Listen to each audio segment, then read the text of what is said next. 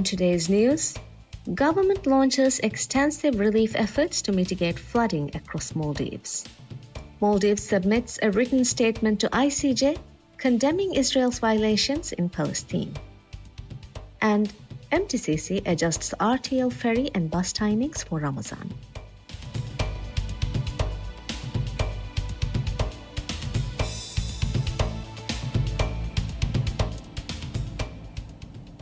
Bismillahirrahmanirrahim. Assalamu alaikum and welcome to MMTV News in English with me, Mariam Milsam Masood. Maldives Police Service confirms the rescue of all 48 people aboard a passenger launch that began taking on water this morning en route from Alif Dal, Digura to Male City. Authorities said they received reports of the launch who went sinking at 7:57 a.m. The vessel was carrying 45 passengers and 3 crew members, including 4 children. Emergency response teams were swiftly dispatched, ensuring the safe evacuation of everyone on board. Police confirmed all passengers and crew were transported back to Digura and are in good health. A full investigation has been launched to determine the cause of the incident, but authorities have not yet disclosed further details. The Maldives Police Service commended the swift response of rescue teams and those who assisted in the operation in a statement on X. Authorities launched extensive relief efforts on Saturday night to mitigate the impact of heavy rain and flooding in Male and other affected islands. The Maldives Meteorological Service issued an orange alert for several atolls, warning of continued adverse weather. In response, the government and relevant agencies coordinated efforts to safeguard communities. The Maldives Police Service and the Maldives National Defence Force mobilized to provide aid, drain floodwaters, and ensure public safety. MNDF deployed 13 pumps across 6 locations in Male, while government agencies placed sandbags and monitored the situation. Police advised heavy vehicles to cease operations unless essential. The National Disaster Management Authority arranged temporary shelter for displaced residents, relocating families from 4 households in Male and 9 in Kafu Gorado. In Addu, strong winds caused structural damage, with reports of rooftops being blown away. Addressing the flooding in Male City, President's Office Chief Spokesperson Hina Walid assured that the authorities would provide full support to relief efforts.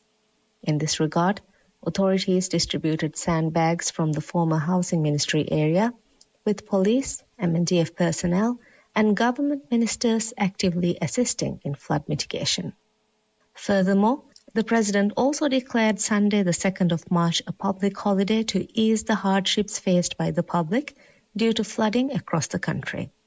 While adverse weather continues to affect Maldives, authorities continue to monitor the situation and provide relief efforts to mitigate flooding.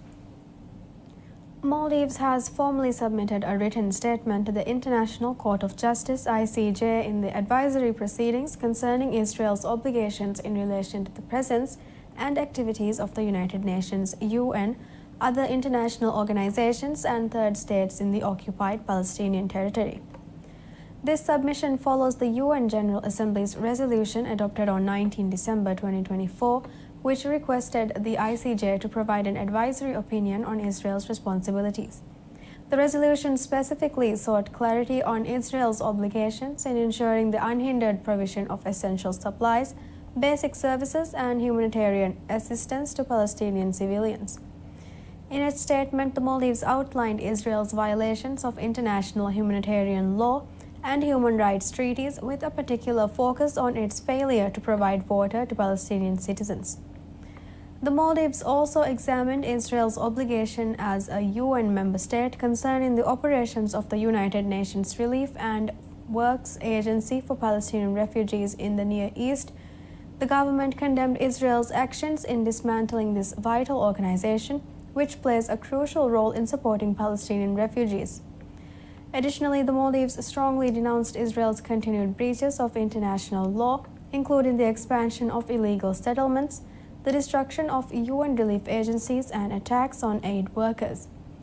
The government asserted that these actions not only violate the fundamental rights of Palestinians but also undermine efforts towards a peaceful resolution to the conflict. Reaffirming its unwavering support for the Palestinian people, the Maldives reiterated its commitment to their inalienable rights, including self-determination and sovereignty. It emphasized that the only viable path to lasting peace is the establishment of an independent state of Palestine based on the pre-1967 borders, with East Jerusalem as its capital. We'll see you soon after a short break.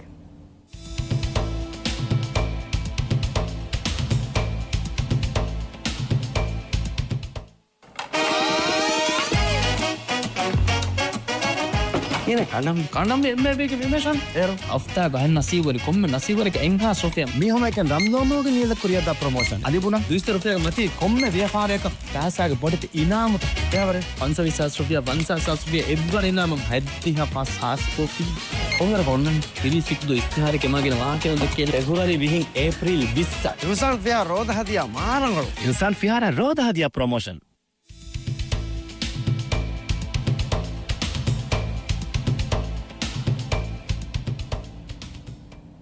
Welcome to MMTV News in English. Looking into more news, Maldives Food and Drug Authority MFDA has clarified that restaurants and home-based food sellers do not need a special permission to promote their food products. This announcement follows public concerns over reports suggesting that prior authorization was required to advertise food under the country's food advertisement regulations.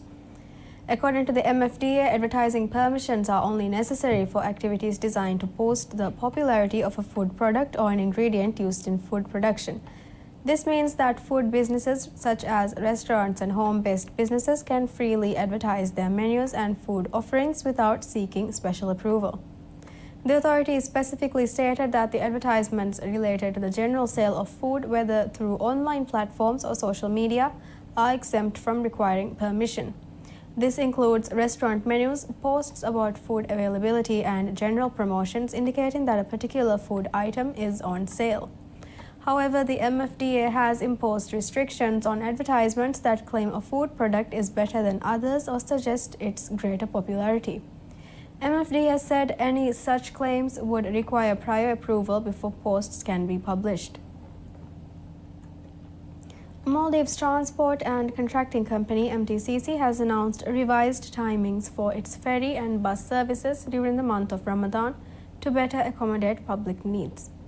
Bus services from the Greater Male region to Hurumale Phase 1 as well as from Male to Hurumale Phase 2 will commence at 7 a.m. The services will be halted for iftar and commence again at 7:20 p.m.